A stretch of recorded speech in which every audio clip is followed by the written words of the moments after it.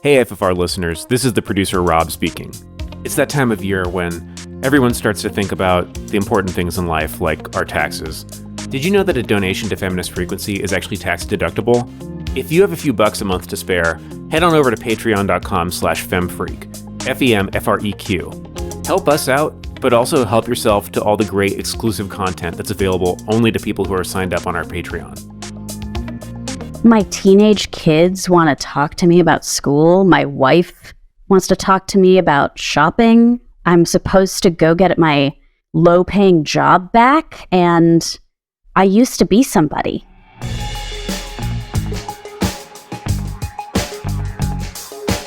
Welcome to Feminist Frequency Radio presents Machos Fully Loaded. This is the podcast that asks you to be critical of the media you love, and this is the season where we are talking about masculinity in movies and TV. I'm Kat Spada.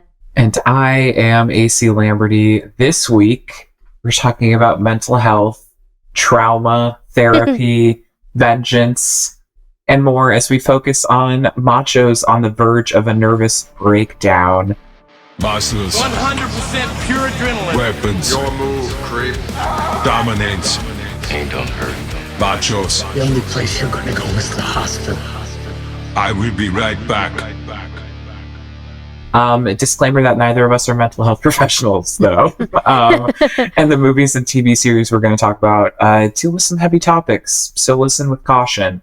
Although I will say that my dad is a therapist, so let me know if that helps. Look, it helps me to know that, like, just in our friendship. My trauma and informed approach to this episode. Yeah. Like, and we're talking about it with as much, hopefully as much sensitivity as we can, and also, certainly my own several decades of mental health care under my belt. But we're also talking about like movies and TV that were written and directed by like people who weren't necessarily like going to have the deftest hand with talking about all of this stuff. Certainly. And I do want to get out of the way. Yes, the episode Machos on the Verge of a Nervous Breakdown is inspired by the 1988 Pedro Almodovar film Mujeres al borde de un ataque de nervios, and our sincere belief that machos can be hysterical too, but also hysteria is not real, but mental health science is. We contain multitudes. That's all I have to say. Break out your old-timey vibrators, guys. Men. Strap on. Thank okay. you. There we Thank go. you for meeting me there. Of course. Thank you for meeting me there. Okay. On a different note, before we get into the discussion, a little bit of a timely disclaimer.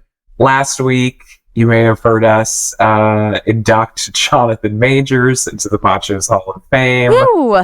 We were very excited about seeing a soft boy role from him. Yeah, and that, this is in real time. Episode comes out. A listener, Jonah, wrote in to say, you got to see The Last Black Man in San Francisco. I finally watched it just the other night, and it's gloriously shot. I was so excited, and as soon as I turn on the movie, I see the news of Majors' arrest earlier in the weekend. Yeah. So Jonathan Majors was arrested in New York City this weekend, charged with strangulation, assault, and harassment. Right now, we don't really have more information. I think his lawyer said something along the lines of blaming the victim for an emotional crisis. But that is all we know. Yeah, AC and I were talking about this offline a little bit, and it's I saw a great differentiation somebody made online that the state should follow the guideline of innocent until proven guilty, but the state and the courts are rarely a source of solutions, accountability, closure, healing real for victims, justice, and real justice. So we are in the position to believe a victim who claims assault until we have different information. And this is literally the only update, because obviously, talking about how this plays into media, Disney hasn't made any comments. Obviously, Majors is a huge part of upcoming Marvel franchise and several other things. Incredible to me that the first kind of response I saw to this was that the U.S. Army has pulled their recently released recruiting ads that he's in. Wow. And they were like, we are deeply concerned. It's like, Wow. all right, wow, okay, U.S. Army, like, Interesting. This is the first time you're grappling with like DV or whatever the you know, situations are. We'll be talking about media depictions of like military impact on mental health later. Yeah. So yeah, you referenced you want to give? I'm sure listeners know. I'm sure listeners know. But big time. Okay. Well, first of all, I felt like at some point there would have to be a retraction to the Hall of Machos. So we got to it on episode 3. Huge. Yeah. And just saying, big time milkshake duck moment. You know? And like Arnold, you're in the Hall of Fame by the skin of your teeth. Watch it. You better watch it. Austin Butler, your baby boy. We'll see. We'll see what happens. We'll see. I feel like this week's inductee is pretty safe, but you never know. You truly never know. But so far, like, you just wait and see that this week's Macho has been on the right side of history in a couple of occasions. So fingers crossed. Yeah. All right. So we're going to move on to the main feature of our episode. Sometimes a cigar is just a cigar, but in media depictions about men and masculinity, where does mental health fit into the equation? AC, to have a father who's a therapist, that's very interesting. Like, your male role model is a talk therapist, like I mean, started as that, is now a neuropsychologist specifically working with veterans. So ties into some stuff that you'll be bringing up. I'm like, remains to be seen how much of an impact that had on my childhood. I'm just imagining that it's like, hey kids, we need to have a talk, and then he just puts like, what's the movie I'm thinking of? It's not Kramer versus Kramer, but there's like some like 70s movie about like, as a child of divorce, that one fits as well. So so let's go with that. It's like extremely. It's such a weird thing though, like, you know, every episode we've talked about like where masculinity and machismo like kind of diverges from the like archetype of just like a strong hero who can solve the problem. Right. So capability feels big this week. Yeah. Capability, but then like what's so interesting is how like any time that the masculinity is like softened in some way, then I feel like all of those other questions come in about like, is it queer? Is it like, is it transgressive to talk about your emotions or to like seek help? Or some of the examples we'll be talking about aren't therapy and seeking help. They're just people who are like struggling or suffering with mental illness and what that can lead to. For sure. Probably a lot of movies and TV who are dealing with this topic aren't overtly dealing with the topic. Yeah, that's kind of my big line of thinking or takeaway on like men's mental health content. A lot of it seems to obscure the real issue a lot of the time, which feels a little bit similar to like stuff we talked about in the Teen Machos episode, right? Like, kind of predetermination or like the access that like younger characters may have had to emotional vulnerability or relationships with one another versus kind of unhinged action thriller, whatever breakdown-y characters that are adults that I think we're going to be talking about. Yeah. Also, when we were brainstorming this episode, I said to you, I was like, honestly, I actually hate a lot of these movies, but I want to kind of clarify that, because when I was thinking about like what depictions I wanted to focus on this week, there are a couple that I'm not going to get too into, but I wanted to mention, which are the movies that I kind of consider like either like mental illness for fun and profit, which, and key example of that is Silver Linings Playbook.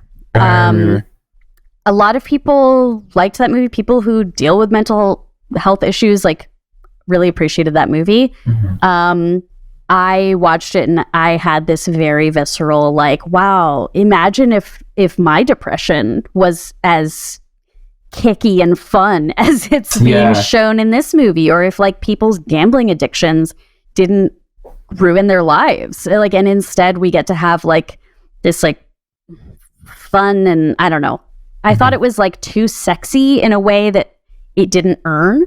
For sure. And then another is like Punch Drunk Love, which is different because this isn't a movie that's like, we're telling you about mental health in a fun way.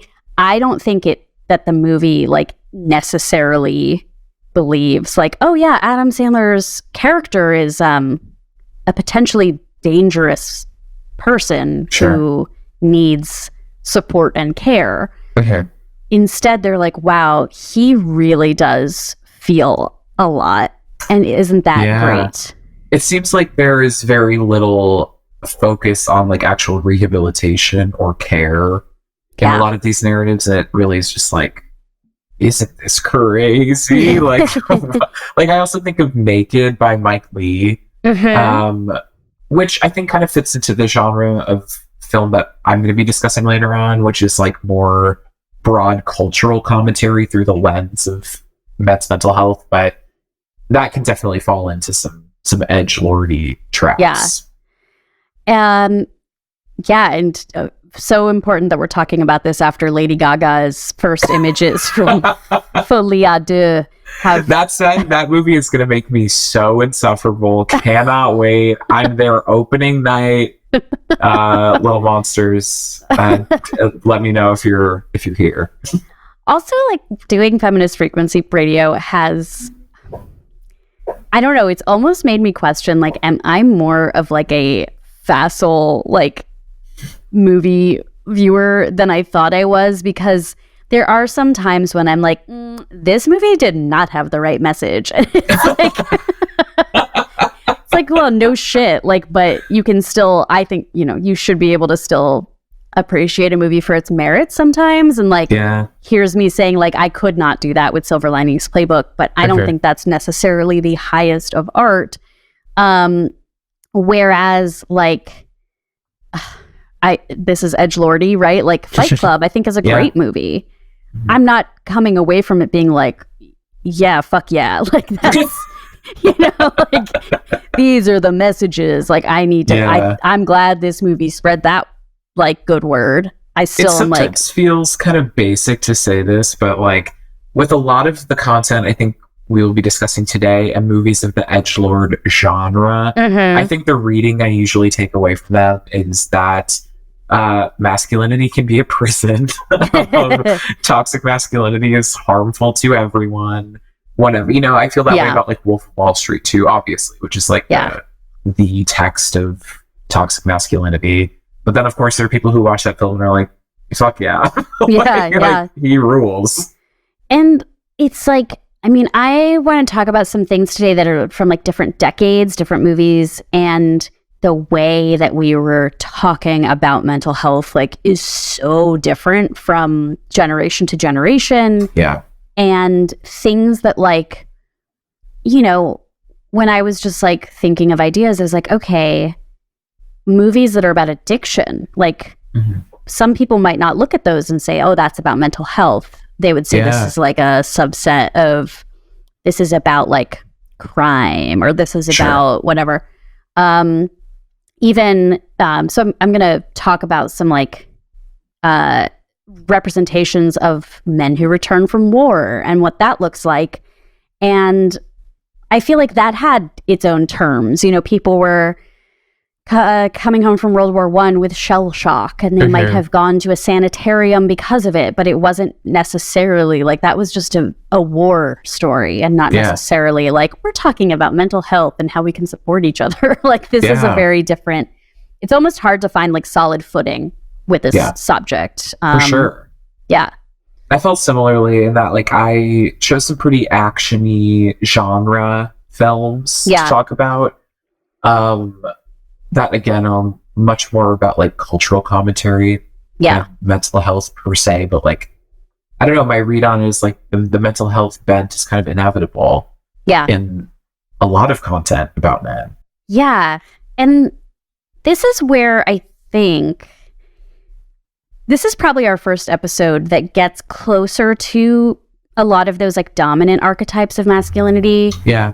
When you and I were talking about starting this series, we talked about like the appeal of machismo and how attractive it is, whether you're like, if attractive it can be if you're attracted to men, how attractive it is to find that masculinity and machismo in yourself. Yeah. And these like there are so many characters. If you think about like pretty much every big shot macho movie where like there are a lot of male audience members who are like, I want to be that guy. Yeah.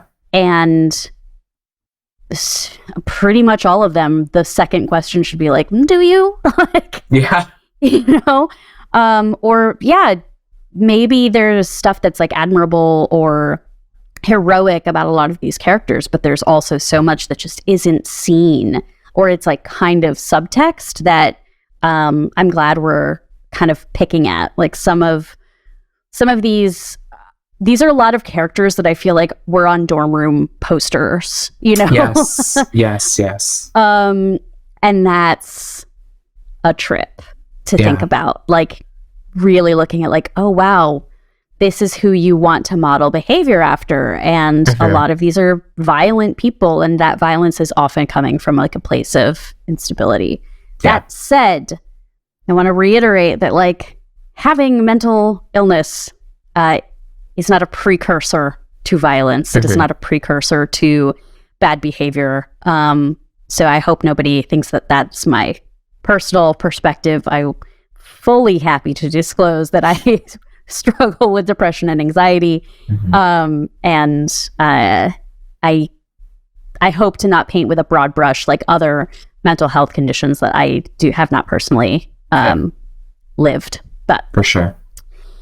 So I want to start with like, this is one of my bad media traits. Like we say, oh, we shouldn't have guilty pleasures. Like you should be able to watch Dirty Dancing 15 times in a row and no one can judge you for that. And I stand by it. But I do kind of feel guilty about how much I get into a war movie. Ooh. And that is totally part of this like appeal of masculinity. So many war movies, I mean, most of them are entirely male characters. When I think of the few that have like a mixed group of cast members, I'm like literally going into Starship Troopers territory. And there is, I think, also something about like, we talked about melodrama last week. Okay. I think that war is kind of like the melodrama that men are allowed to get behind. Melodrama for men. Yeah. Like it's the most like high stakes, right? Like massive death. Yeah. The potential for like massive heroism, like the sacrifice. Like this is the way in which men have been able to like find out what you're made of. Okay. Right? And we talked about that a little with Teen Machos too, like sports being something where like boys went into the fray with their teammates, and the military absolutely sells itself on that same kind of thing. Like you can join up with others who are going to fight for a cause, and you might get medals, and you might get respect, and you might get theoretically taken care of by your nation. And there's access to like fraternity and through that. I mean, not publicized really, but through that, like access to emotionality, relationships. And it's like there's intimacy in all of those relationships. Like the thought of the men I was in the trenches with, you know, the man who saved my life, the man whose life I saved, the man whose life I took. Like there is such there is such like deep connection to humanity or to inhumanity with like how we think of the very like rah join the forces kind of messaging. And pretty much like, you know, I think that one of my favorite war movies came out in 1946. It's The Best Years of Our Lives by William Wyler. And it's like not a war movie. It starts with these three guys coming home. Mm-hmm. And I remember being kind of shocked when I realized that this movie came out like so close after the war, when my perspective decades later was like, oh, the greatest generation came home and America welcomed them back with open arms.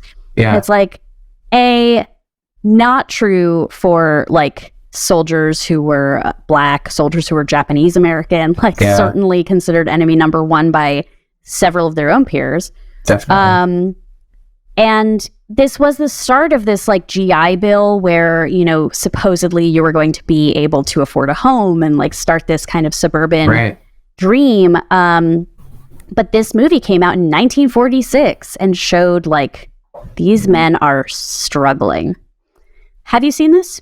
I haven't. It's one of those that like it's always on the AFI Top 100 and people have not heard of it. Like they aren't familiar with this movie. I don't think I've heard of it until you told me about it. Yeah, it doesn't have like, I mean, I didn't even write down like the cast members. I don't remember most of their names. But what's kind of notable about it, one of the things people talk about is that one of the actors was a non-professional actor. Mm-hmm. He was cast because he had actually lost his hands in the war. Wow. In a fire. It wasn't like a battle. It was in a fire. So he was cast as a sailor who had lost his hands. And he gives this beautiful performance. But what I really have always loved about this movie is like that it's about these three men who cannot access who they were before the war. So it's not like a big story about PTSD. It's not a big story about like, I've seen some things and now I'm grappling with guilt. It's just like my teenage kids want to talk to me about school. My wife wants to talk to me about shopping. I'm supposed to go get my low-paying job back. And I used to be somebody. For the last 5 years, I was somebody. Yeah. And now what am I? And this man, who's now an amputee, like he comes home to a family and to a girlfriend who loves him, but he doesn't love himself because he's struggling with his disability.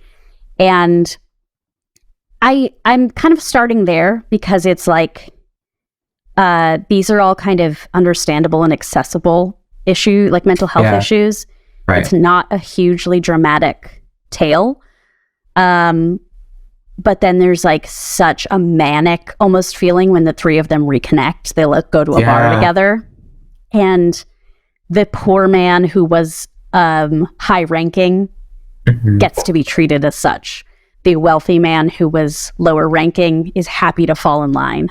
And and these two guys don't look at their disabled friend like he's poor fella. Like they just don't treat him that way. Yeah. And I really do like recommend it just as a great movie from the 40s. Like if you like classic Hollywood cinema. But then this is just something that obviously like has probably only gotten like more acute with our storytelling about men returning from war. I'm just going to go in chronological order here. I wanted, of course, to mention Catch-22. Full disclosure, I have not seen this movie, but I've read the book. So this is a movies podcast. So like I'm telling you, they made a movie in 1970 by Mike Nichols, but based on the novel by Joseph Heller. And if anyone is unfamiliar with where that phrase, like the Catch-22 comes from, it's this notion of like, if you were sane enough to not want to fly these missions because you've seen what the fuck happens, then you would be sane enough to be cleared to fly these missions.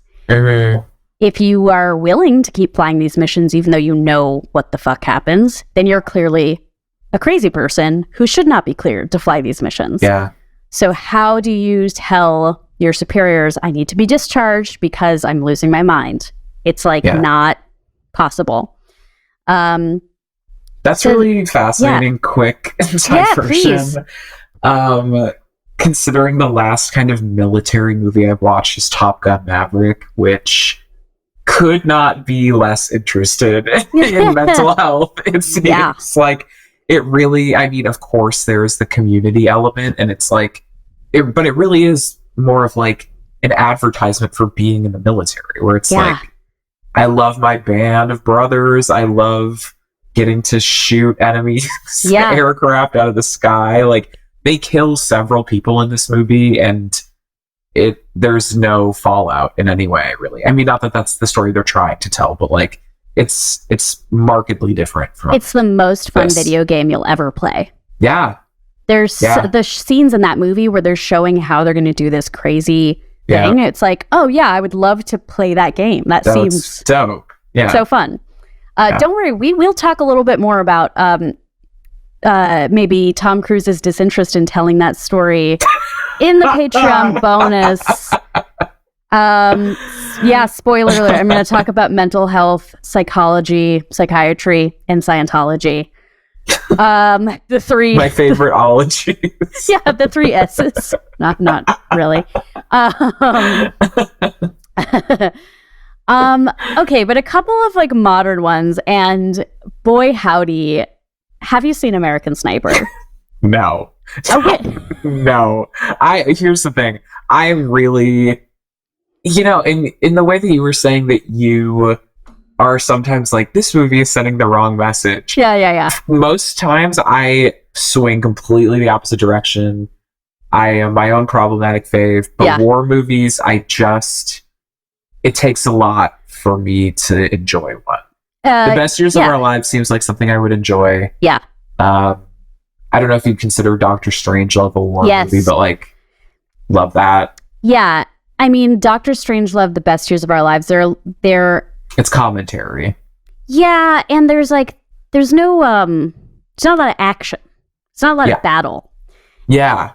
The battle can be very like distasteful. Unfortunately, again, like I am very conflicted over like how entertaining I often find those movies. God, what's the David O. Russell one with George Clooney? Amsterdam. Three Kings. Yeah, Amsterdam. God, David O. Russell. Full episode on mental health and David O. Russell. Yeah, no, Three Kings is. I hate that movie. I like actively hate that movie. I did not like Top Gun Maverick. I did not like the first. Like, you know what I mean? You should. Like, I love Three Kings. But it's like my stomach hurts thinking about that. Like, but I find it so, I'm like on the edge of my seat. It's so riveting. Yeah. This all to say, I feel like I would really not like American Sniper based on who it's coming from. But tell me about it because I've never seen it. Look, from the director of the movie Cry Macho, which again, like, and our first sponsor today, Clint Eastwood selling Clint Eastwood's dude wipes. So if Patrick Swayze is the guardian angel of Machos Fully Loaded, I feel like Bradley Cooper is the like costumed sidekick. Yeah, there's like a Father, Son, Holy Spirit thing, but we have to come up with our third. We'll think about that. We have a complicated relationship, AC and I personally, with Bradley Cooper. I don't know if it's complicated. I'm obsessed with him. Don't see American Sniper. Well, exactly, yeah. Like, this is a weird, like, I actually want, like, I want a long read about 2014. Bradley Cooper's in this movie, and I feel like at this point he, like, decides he's Clint Eastwood's protege. Like, this is my headcanon. Like, you were famous, bro. Like, you didn't really have to do this. No, but, there is that thing, like, John Krasinski doesn't have to, like, do Jack Ryan or whatever, but it's, like, good audience building, right? If he's not going to if he's going to be Rocket Raccoon in the MCU and not like Captain America, then like you do need to have some like foothold, right? I forgot that he was that. If you don't think that I go to bed every night thinking about Vin Diesel and Bradley Cooper as the two animated characters in Guardians of the Galaxy, it's like literally all I think about. Wow. Again, because of my 2014 intense sucks. feelings about Bradley Cooper and Vin Diesel. Yeah, so this is like maybe a weird one to like add into this mix, but he's playing Chris Kyle, who was the deadliest marksman in U.S. military history. Like, weird flex, but okay. Very. And the movie is like, the thing with Clint Eastwood movies is like, they're kind of flat. Uh-huh. And I think that's like I do think that's it's his like choice. Like that is his tone that he's using. So I didn't watch it necessarily feeling like this movie wants me to be so thrilled that this guy killed hundreds of people in war. Nor am I watching it like, oh, this is going to condemn this guy for doing that. Yeah. It's just kind of showing that like, this is what this man did. Where he struggled was when he went back to go on another tour and another tour and another tour of duty. And his wife was like, the fuck are you doing? Like, you need to be here. You need to be my husband. You are not showing up. And then you come home and something's missing. There is this line in the movie when he comes home and he's like struggling to adjust. He goes to the psychiatrist at the VA who asks if he's haunted by all the things that he did in war. And he replies, it's all the guys he couldn't save that haunt him. Mm-hmm. So this is kind of like, I mean, that's a moralizing take, right? Like that is a very clear, subjective read on like what it is to have PTSD or guilt or grief, or like I can understand absolutely that like you signed up for the military, you took lives. Mm-hmm. That's a form of grief that probably is not ever dealt with. Yeah.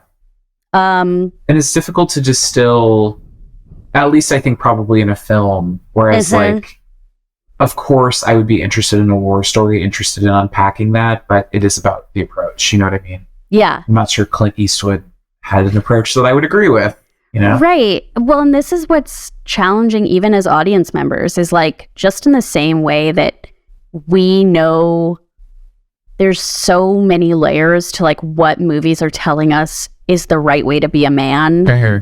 And it's like to be a white man, to be able-bodied, to be straight, to be American. Like, it's kind of like there is so much unlearning that we have to do about like how we feel about military effort, that even watching the movie, it's like, well, you're coming into this already from a certain perspective. Yeah, absolutely. Because, like, so then what's also fucked up is like, this is based on a real story. And what happened is that Chris Kyle does then go to like volunteer and work with other veterans, like severely wounded veterans. And ultimately he is killed by a 25-year-old veteran who himself is suffering from PTSD.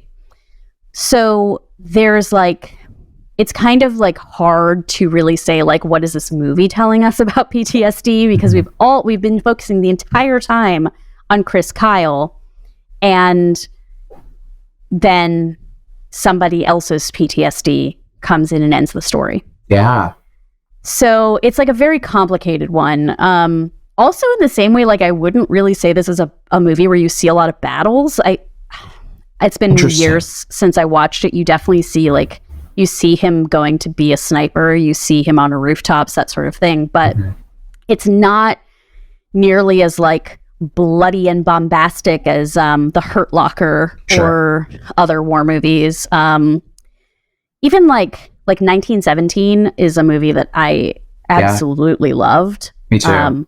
It's a craft. I mean, the craft of that movie is like unparalleled. I mean, it's interesting though. I feel like 1917 and The Past Years, All Quiet on the Western Front, like I'm not sure I would consider them mental health films. No. I think you can totally get that read from it, but that feels more just like war is hell, isn't it? It's Yeah. like, yeah, copy. Yeah. It feels very impersonal compared to like the examples you're giving here. Yeah. And just to throw a woman director into the mix, if you are someone who like is intrigued by this topic, make sure you see Leave No Trace. I haven't seen it, but I'm interested now in reading the synopsis. I didn't know this was what it was about. Have you seen Winter's Bone? No. Both of them I think are really good. Yeah. Deborah Granick, also kind of a quiet, kind of a flat storytelling, but she's so much better of a director than Clint Eastwood. And it really just brings you in. It's Leave No Trace is much more about the daughter of this man who's a veteran suffering from PTSD, but the whole reason why they live off the grid in the wilderness is because he's incompatible with society because of not pursuing the treatment that he could. Yeah.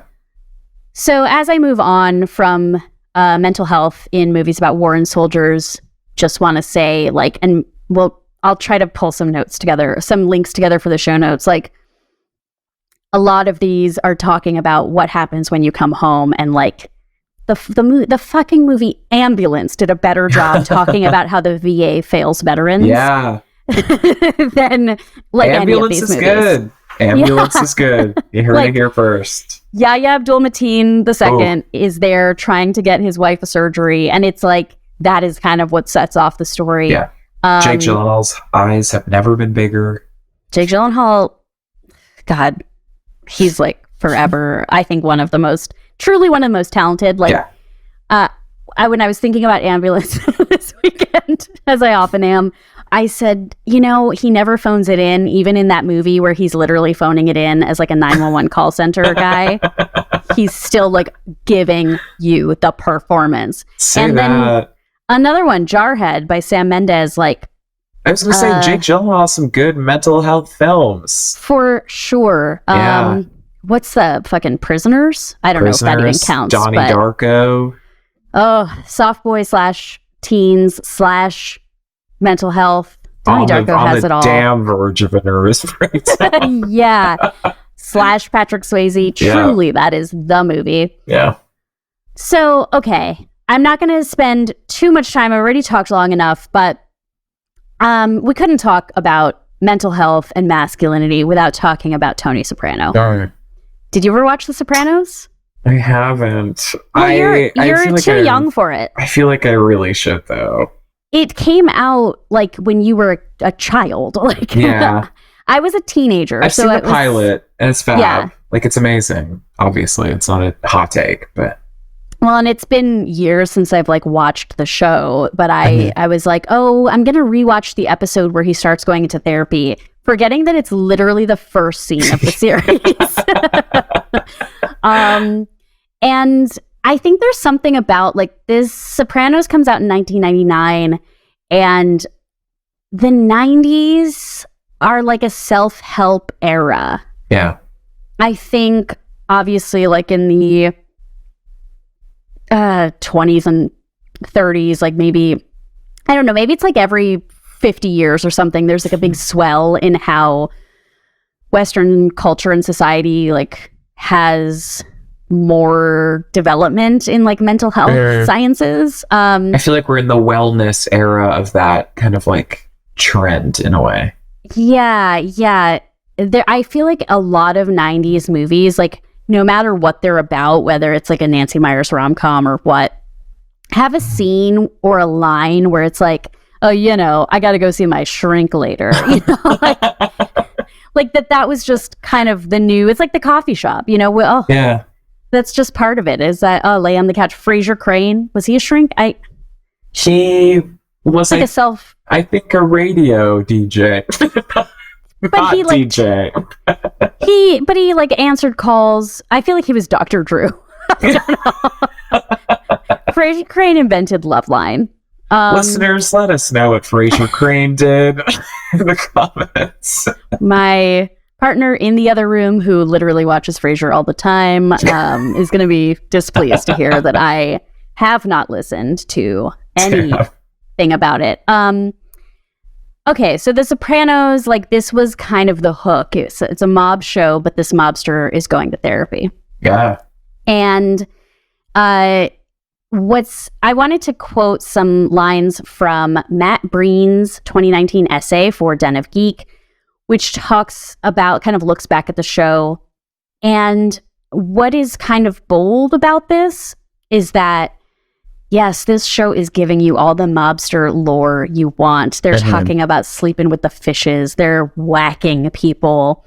They're, you know, they have mistresses. They're like doing all of these like kind of fun things. But like, yeah, fun in the sense of like, I have a Carlito's Way poster up in my dorm room, like I mentioned earlier, you know, not me, but you know, the boy, the hypothetical boy. The royal boy. But this show is like, oh, but also all of that machismo and that like yearning for power and male like superiority comes from being insecure. Wow. And like that, we're going to show you that, but we're also going to show you all that other stuff that you like. Yeah. And that's really, really interesting because these are just little boys on a schoolyard. Yeah. Except they have guns. Yeah. It feels similar to the kind of community building of some of the war stories you talk about. Right. And like how you can access fraternity and intimacy and whatever through being in the military. And then with the best years of our lives, there's a moment where it's like, oh, they have kind of a community through like their mental health struggles or like the unique experience of being in war. With The Sopranos, it's like, oh, there's definitely community, obviously. Like it's more of a structure. Yeah. But is it conducive to intimacy or understanding mental health or whatever? It seems like no, but I've also never seen it. So yeah, and there's like this one good example that Tony is going to his therapist. Okay. And there's a lot of gender politics in that. His therapist is a woman. And he, like, even though he's talking to her, he also, like, isn't necessarily developing, like, coping skills. Yeah. So he has this one outlet, but, like, stuff will happen where, like, an issue comes up between, like, men are fighting over, let's say, what a woman has said, like, one of their girlfriends. It's the woman who ends up getting, like, beat up. Yeah. You know? Yeah. She was, like, not participating in this fight, but this is how the men, like, know to handle it. Yeah. So I did want to just read a quotation, although if our producer chooses to just drop in the audio, that might be better, because obviously I cannot deliver it the way that James Gandolfini can. But when Dr. Melfi, the therapist, is trying to explain that, like, anxiety attacks are legitimate psychiatric emergencies. Suppose you were driving and you passed out. Let me tell you something. Nowadays, everybody's got to go to shrinks and counselors and go on Sally Jesse Raphael and talk about their problems. Whatever happened to Gary Cooper, the strong, silent type? That was an American. He wasn't in touch with his feelings. He just did what he had to do. See, what they didn't know was once they got Gary Cooper in touch with his feelings, that they wouldn't be able to shut him up. And then it's dysfunction this, and dysfunction that, and dysfunction mafungo. You have strong feelings about this. Let me tell you something. I had a semester and a half of college, so I understand Freud. I understand therapy as a concept. But in my world, it does not go down. Could I be happier? Yeah. Yeah. Who couldn't? Do you feel depressed? Do you feel depressed?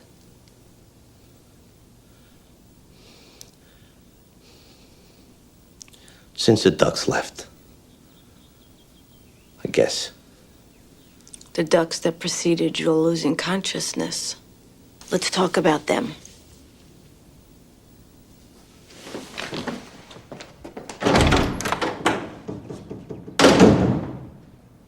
He said, men used to go to war. We used to be a real country. Yeah. And like, I was kind of shocked watching this again because this came out before 9/11, and I just had this thought like, oh, this is going to be one of those shows that happened because of 9/11.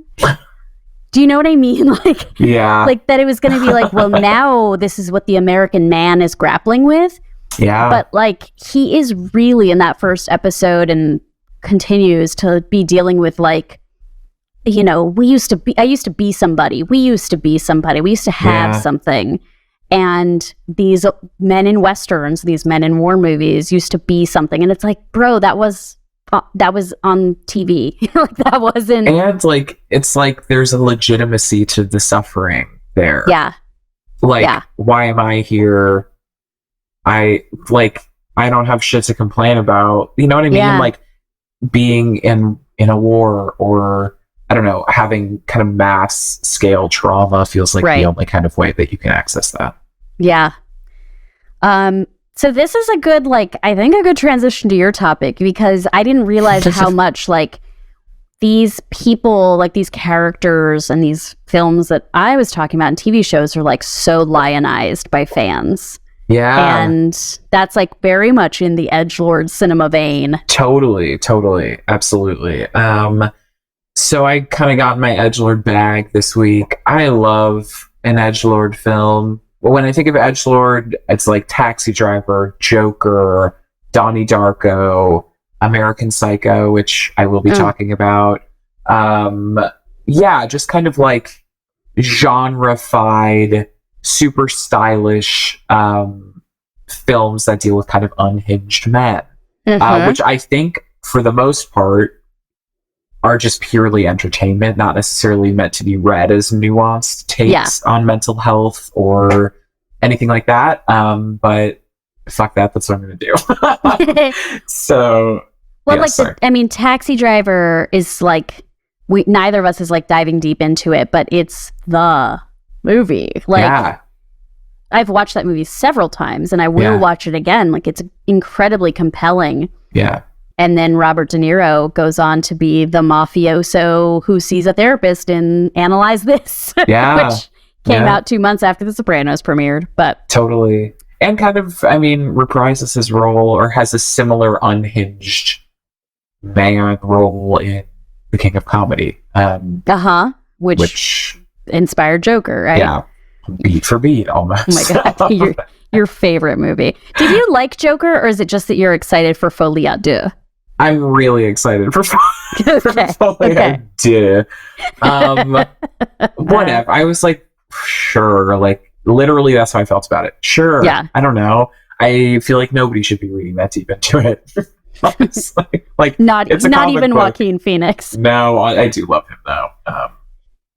He and Gaga must be so insufferable on set. I love thinking about it. I wish I were there. Yeah, I'm sure.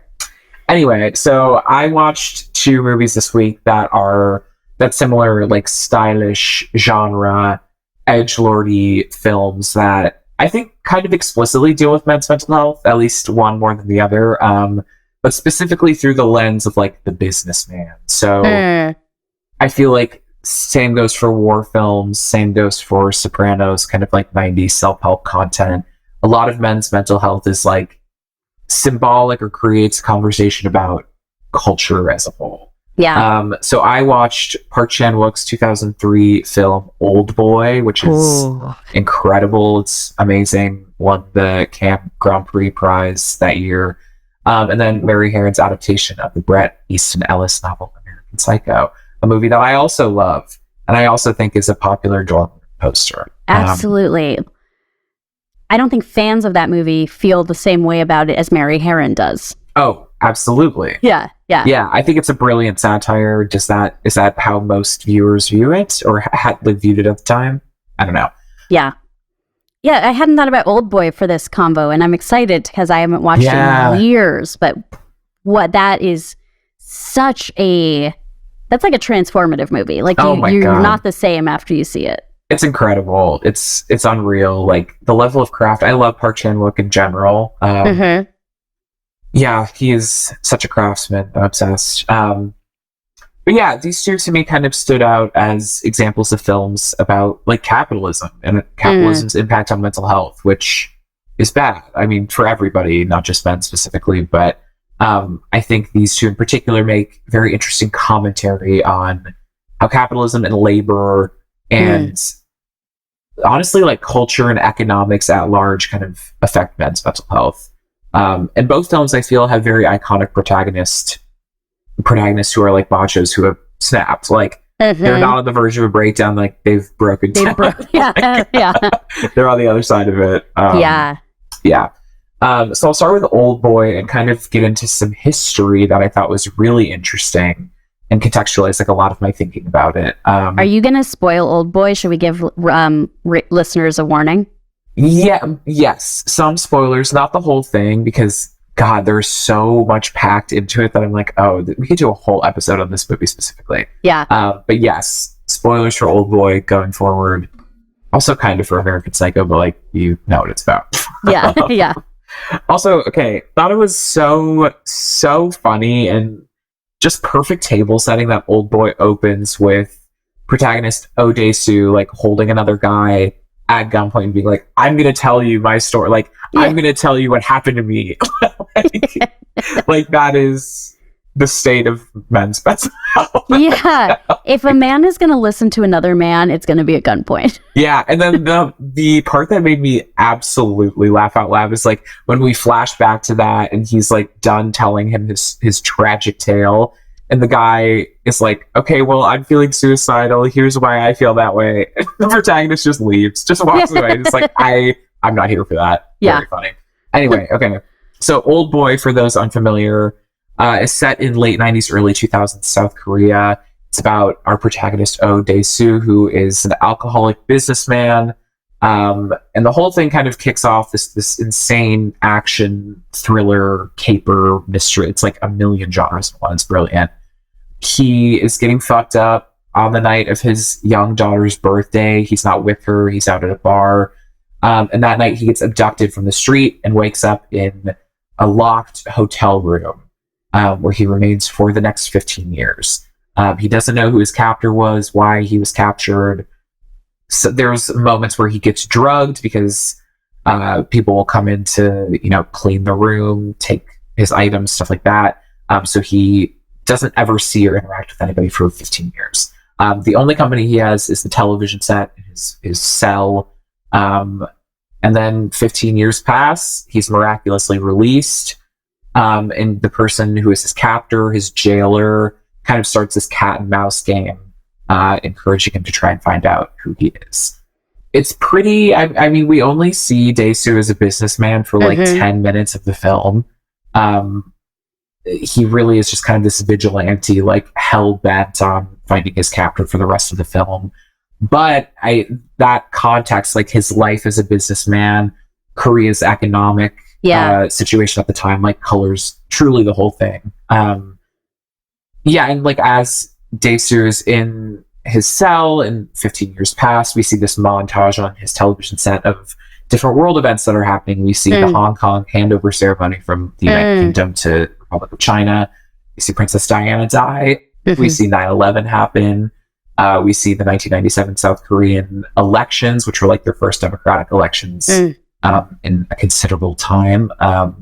So we're seeing the world change with him, and when he emerges, he is in a completely new world, essentially. So, little history lesson. I hope I don't like bore you with this, but I was like, this is so fascinating. Yeah. And it's so culturally specific. The most important, like, immediate context is in 1997, there was the Asian financial crisis and democratic elections in South Korea. So in Korea in 1997, a major chaebol, I think is how it's pronounced, but it's a system of like corporate ownership, defined in the article that I read as a large family-owned business conglomerate. So emphasis on family, like familial values, called Hanbo Steel, was bound to be embezzling funds and bribing politicians and bankers.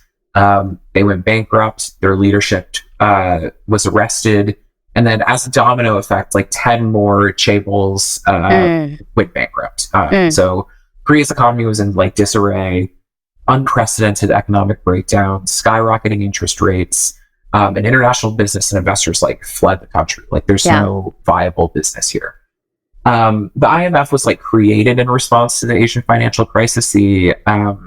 And so they granted Korea $57 billion to help stabilize their market. But this agreement kind of came with stipulations that Korea needed to open up their markets to foreign investment, increase flexibility of labor market, cut down government's public budget, basically decentralize, become more capitalistic, more neoliberal. And more like engaging with European, American, like ways of doing business. Totally.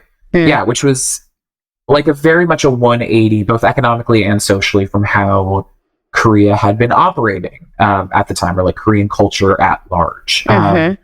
So permanent employees were replaced with like temporary low-income workers, foreign workers. The industry was like being outsourced to cheaper countries, which is like a conversation constantly happening in the United States. Yeah. The market and neoliberal values became super important, like replacing a kind of familial model that like the chaebols stood for. And as such, like Dae-soo, an old boy, becomes like the stand-in for the every salary man, the every businessman. He is drinking a ton to alleviate the stress of work, which is like a really common trope in like Eastern Asian cinema, like about businessmen. Yeah. And as I understand it, like in South Korea, there's a 6-day work week, and this is completely like anecdotal, but what I've heard from people who've lived in South Korea, that like even like the 24-hour spa, you know, the Jimjilbang is some place that like businessmen might go to like sleep it off in between work shifts, because there's such a culture of like working hard and drinking hard. But I hadn't really thought about this in terms of like, you know, obviously there's been an American presence in South Korea since the 50s, and that like this is now like a generation later, an American like way of doing business is now maybe starting to take over. Yeah, while still in conjunction with like sacrificing for the corporation because we're family. Like in a piece that I read, it's like when the Asian financial crisis happened, it was ideological as well as economic. Pre-crisis, these salary men kind of had a guarantee that they were going to be with their chaebol or company for the rest of their life, and they were treated like family and expected to sacrifice like they were working for family. Whereas after the financial crisis, that was no longer a guarantee. You don't work for your family anymore, but you're still expected to like bust your ass, but like there's no guarantee of stability. And so the kind of illusion of family and hard work fell away. There was a really good quote about this protagonist specifically from Joseph Jonghyun Jian in this piece called Residual Selves, Trauma and Forgetting, an Old Boy, where he says Dae-soo is an embodiment of the anxieties and vexations of the salary men working for the chaebols at a time of economic collapse. So I thought that was really interesting from a mental health standpoint. Like, he is a stand-in for kind of like a generational preoccupation for men specifically. Yeah, and then like everything that's so extreme that he's going through of like, what is my identity, and like, how do I need to find it through like the most intense, violent, psychologically twisted ways, like just kind of writ large, like where maybe other like in real life, like men are dealing with that.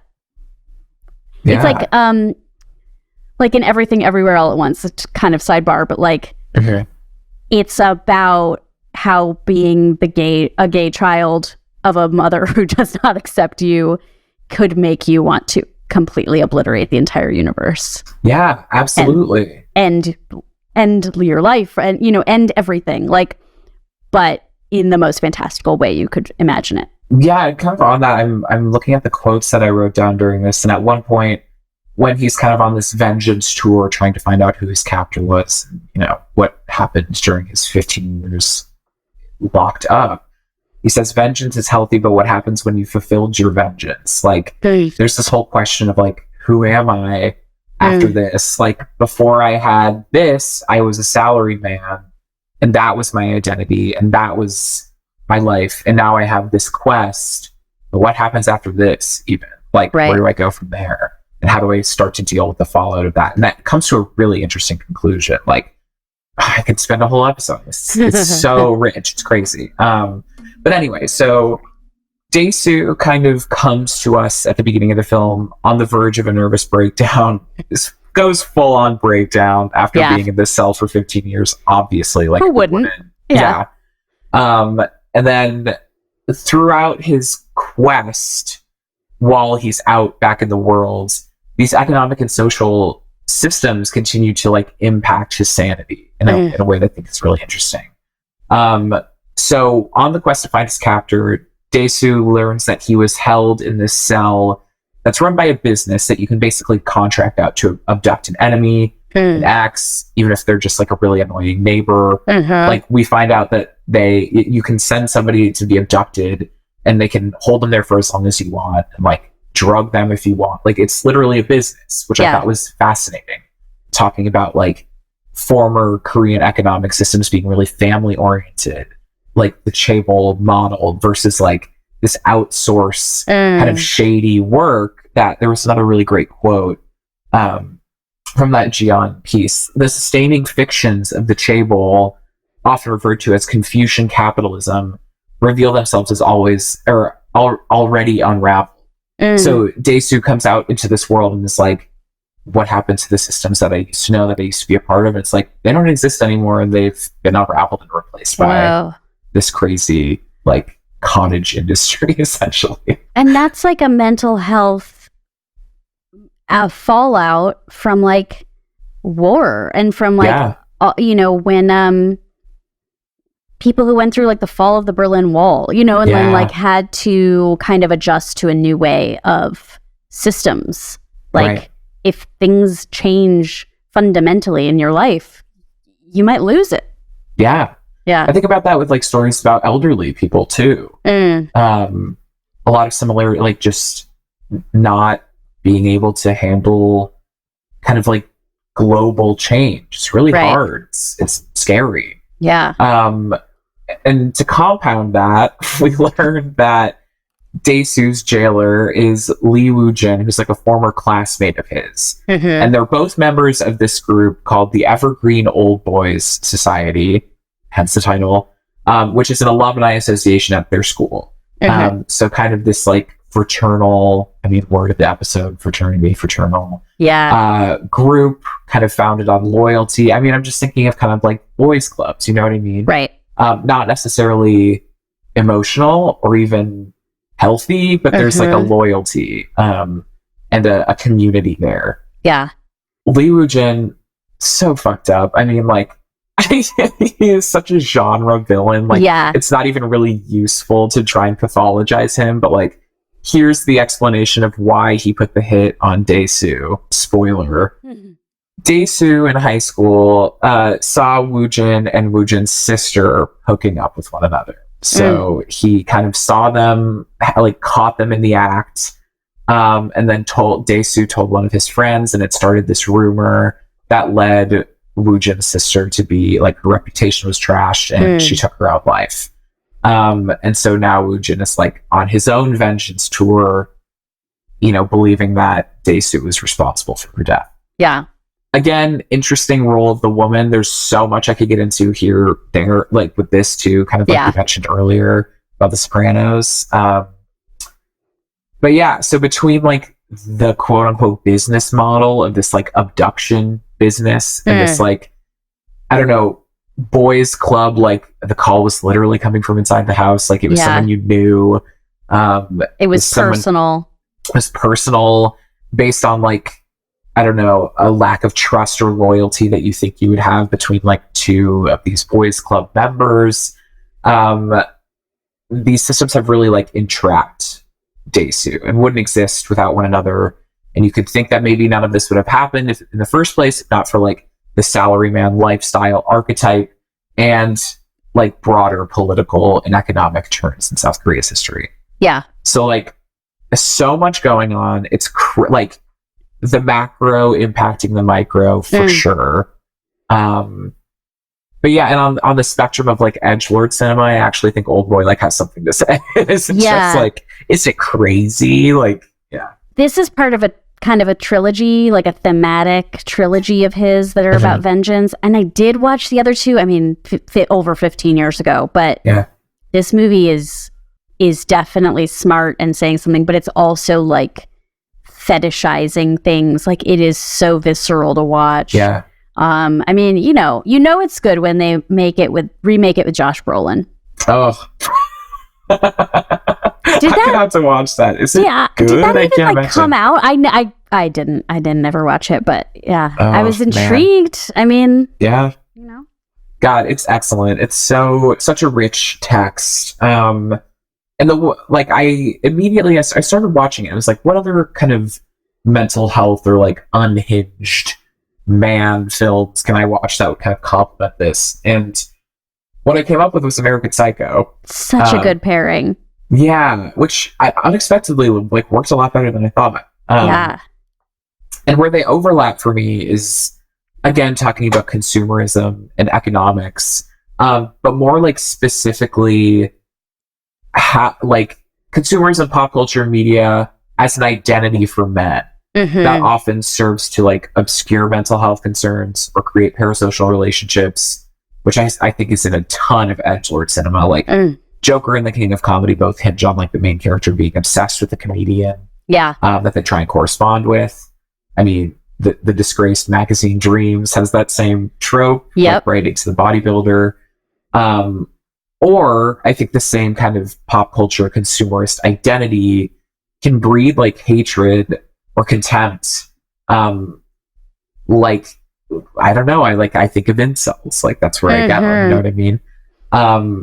So on American Psycho, again, I'm not here to like pathologize Patrick Bateman, like, or be like, he's actually really misunderstood, like whatever, he's just a wacky character. Did his mommy love him? Yeah, exactly. Like, I don't know if that's the right read, because I think it is so obviously satire. Yeah.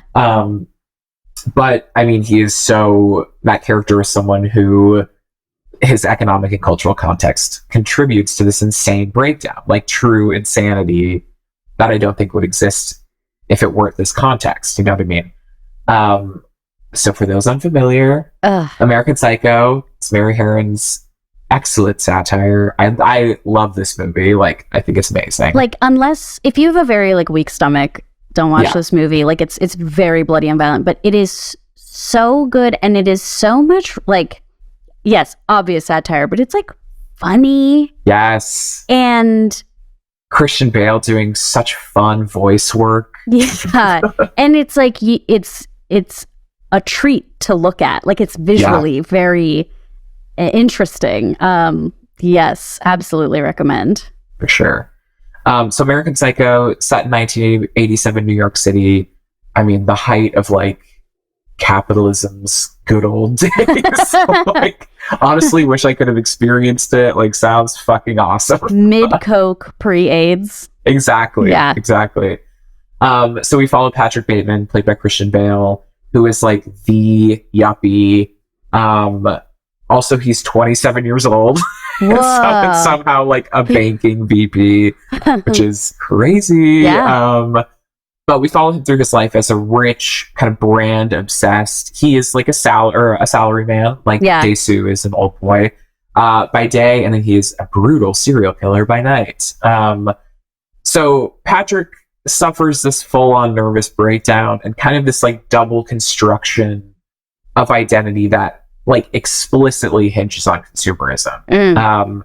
There's an amazing analysis of American Psycho from these two Danish film scholars, Jaap Koojman, I think I'm pronouncing that probably correctly, and Taria Lane. And this is a quote from their piece. Bateman constructs his identity as yuppie with the cliche images of consumer goods and pop culture. This constructed superficiality of his serial killer identity is shown as Bateman lectures on pop music, Phil Collins, Huey Lewis and the News, Whitney Houston, before performing the sex acts and or killings, suggesting that his serial killer identity is as superficial and artificial as his yuppie identity. while getting his silver-colored axe, like his 1980s mobile phone, a gadget of high design, ready to butcher, Bateman lectures about the Huey Lewis hit single Hip to Be Square, a song so catchy most people probably don't listen to the lyrics, but they should, because it's not just about the pleasures of conformity and the importance of friends. It's also a personal statement. I love this quote from them because I was like, oh, that's like, that's a cry for help. That's like totally a cry for help from them, you know? But it's like, I've treated Patrick Bateman with this like so little respect. Like, I don't, but this is kind of asking, like, if this is artifice or superficial, then like, who's the real Patrick Bateman? Yeah, no, exactly. Yeah. And I mean, in this kind of opening montage, she's like, I don't exist. Like, I think it comes off in an edgelordy way, but it's like, he doesn't. Maybe that's the root cause of all of this. And what happens when he loses any of it? When he loses the looks or when he loses the job or like what? The wealth, what would you be without it? Totally. And similarly, like in the way that Dae-soo is kind of the everyman, the every salary man in South Korea, Bateman is like the every yuppie, symbolizing emptiness and nothingness of like being the male yuppie, and identity like only hinging on empty relationships with consumer goods and pop culture, which really made me think about how pop culture shapes young people now and how it can be really obviously very valuable in terms of understanding identity and who you are and your values, but can also further alienate people from one another. Can, you know, how the internet has created kind of a cesspool in that way. Yeah.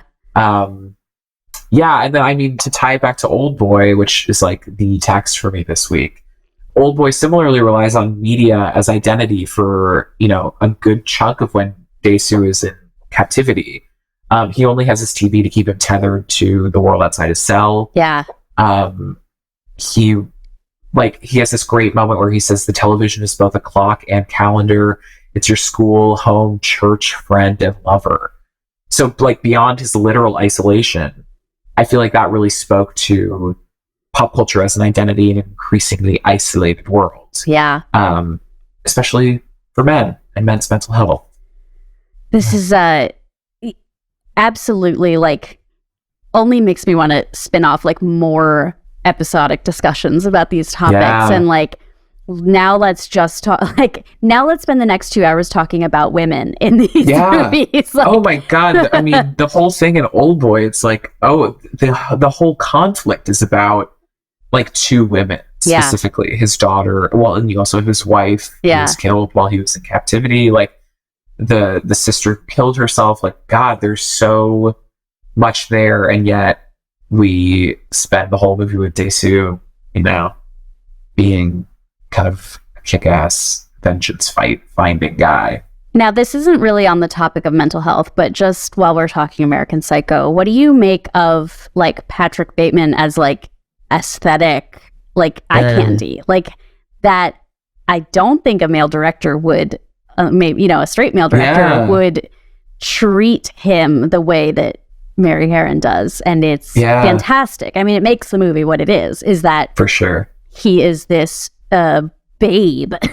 and it's like, of course it's like attractive, you see his like physique, but also you're like, bleh, like what am I supposed to feel about this? It's alien in a way. Yes, you know? Totally. Really the only thought I'm having off the top of my head is that I loved hearing about his skincare routine. As someone who's a skincare obsessive, I was like, he's so real for that. Yeah, it's fascinating. Like he's thin, ripped, white, able-bodied, straight, virile, wealthy, like coastal elite. Like he is so aspirational. Yeah. Which makes sense why the dorm room effect like really does. I want a long read. I'm curious, like Christian Bale growing up in Wales, like what did you think of this character when you read the script? Like, I would love to know that, and I'm sure GQ did a video about it that I can watch. But yeah, he's fascinating to me. Also, him going from this to like Velvet Goldmine shortly after, I mean, brilliant. Like, insane. Excellent choices, AC. Thank you. I'm sure I'd like to hear what your father's take is when he listens to this episode, as always. I mean, I know your mom's like our fan, but I think your father should analyze this. Verdict, you're unwell. I think that happens when you're like, so I've been podcasting.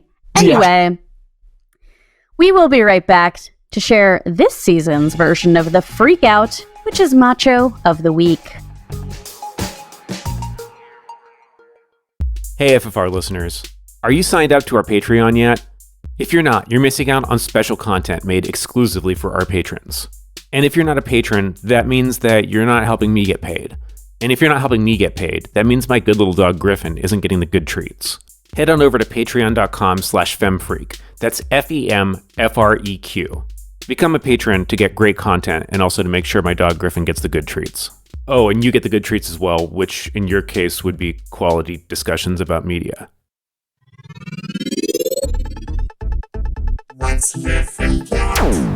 Now it's time to talk about the macho that's been thrilling us, moving us, upsetting us, or infuriating us this past week. AC, let us please talk about the man in the iron mask. That's how I refer to the Mandalorian. Pedro Pascal, what's new? What's good? Goodness. Well, Pedro, welcome. Don't get fucking canceled. Don't get canceled, okay? And reminder, getting canceled means don't do any shit. It is not a passive, I got me too'd. It's like, no, don't do the fucked up shit. That's what we want, Pedro. I think he's in the clear. He seems like a good guy. Okay. I think this is kind of a brilliant tie-in for this episode specifically. Okay. Pedro Pascal is going to be in the new Pedro Almodovar film that is... I think he's describing it as like a quote response to Brokeback Mountain. Too little, too late. Starring Pedro Pascal and Ethan Hawke, and it's going to be opening Cannes this year. Goodness. Pedro Almodovar directed Women on the Verge of a Nervous Breakdown, and now we're here. Oh man! But he seems kind of like resident good guy right now. We like the fact that Pedro Pascal did not want to work with Gina Carano.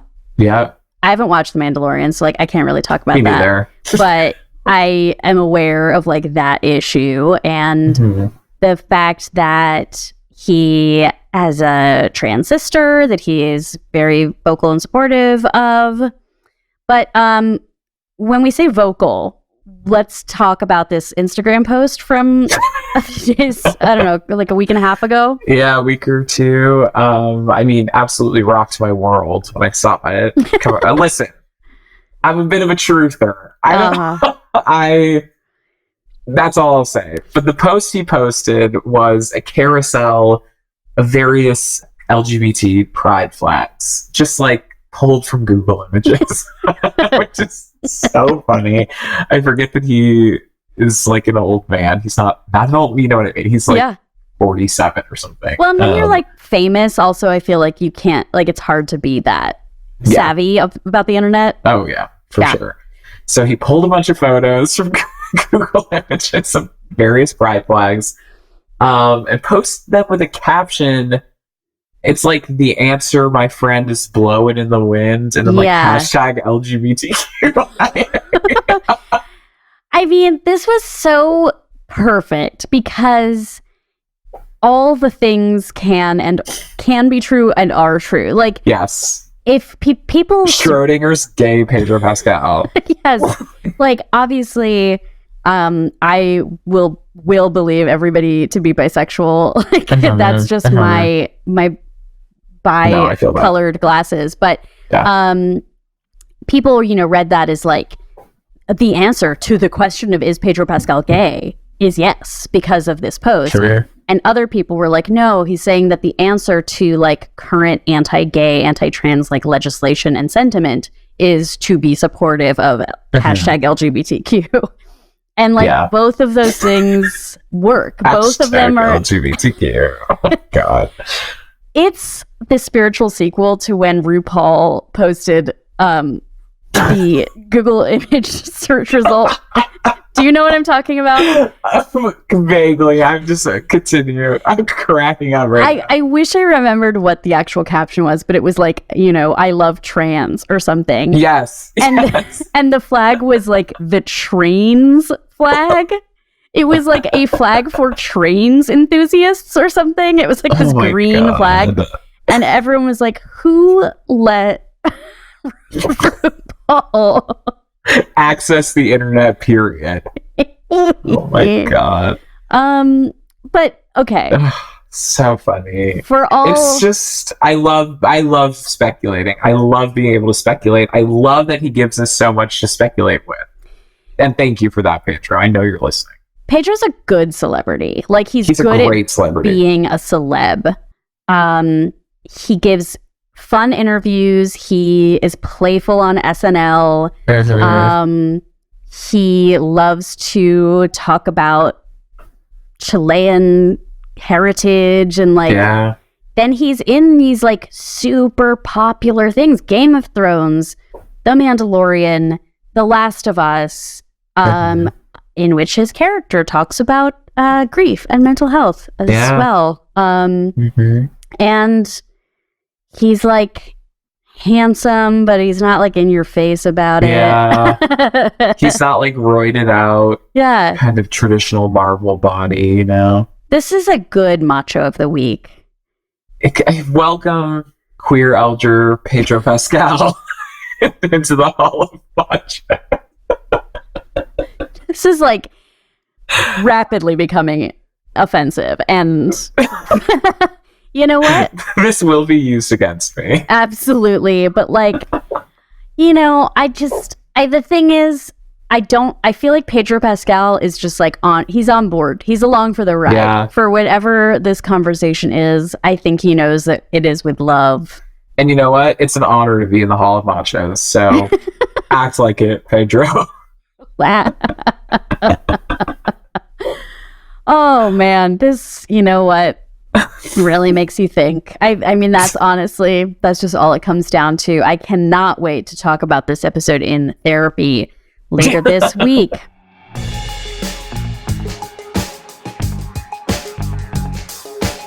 That has been our show for today. If there's anything that we should be watching that's on this topic or related, please let us know on social media. And thank you for joining us. Please tell us what Frasier does. Yeah, tell us if Frasier is a radio DJ. Or a therapist, or both. He's like, how many degrees is it, Ellen? Tell me that spoke to you. Thank God. Oh no, we're getting punchy. We have to leave. We must. That is why you want to join the Patreon, because you can listen to our bonus that we're about to record, which will be unhinged. And thank you for listening to this season of Feminist Frequency Radio, presenting Machos Fully Loaded. I am the problematic AC Lamberty. You can follow me on Instagram and Letterboxd at AC Lamberty. Check out that list of all the films we've talked about so far. I'm Kat Spada. I'm on Twitter at cat_EX_machina. Follow Feminist Frequency on social media at FemFreak. And Patreon subscribers, stick around for the bonus. We're going to talk about Scientology, so that's why we got to put it behind a paywall. And also, a quick shout out. I wanted to say, for those of you who have been on Twitter this week, like, you may know that there have been some really troubling incidents of harassment and abuse, specifically drugging, that took place related to the GDC Game Developers Conference, and with PAX East also happening this week. There is a lot of vulnerable stuff going on in the games community. So you can support the show by being a Patreon subscriber, or by going to make a donation at feministfrequency.com. That supports the Games and Online Harassment Hotline, which is available to offer to support to people in the games community who need it. So I just wanted to give that a shout out. You can also help people find the show by rating, subscribing, etc. Cool. Thanks so much for listening, y'all. Bye.